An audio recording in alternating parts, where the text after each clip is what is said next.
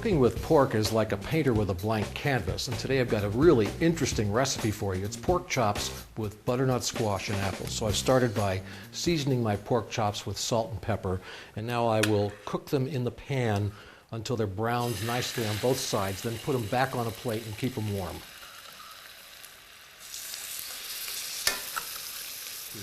Now in the same pan I'll add just a little bit more oil and some shallots that I've cut up, along with some butternut squash, nicely diced, and some fresh sage, along with some salt and pepper.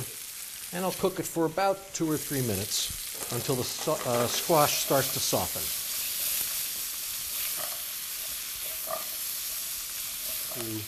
Now I'm going to add a 1/4 cup of hot water and let that simmer a little bit. And then finally I'll add some Granny Smith apples that I've peeled, cored, and diced, and let that cook.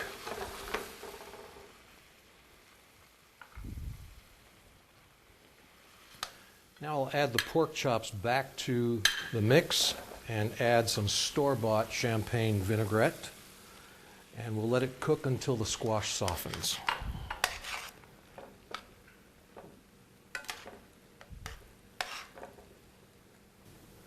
Now this is a very unusual but makes a very beautiful and very tasty dish, and I'd like to suggest that since we use champagne vinaigrette, you don't have to use champagne, but a nice Pinot Grigio, nicely chilled, would just go wonderfully with it, or a Sauvignon Blanc. So write to me for the recipe, or log on to the website at the address shown on your screen and look for the Kitchen Guy icon.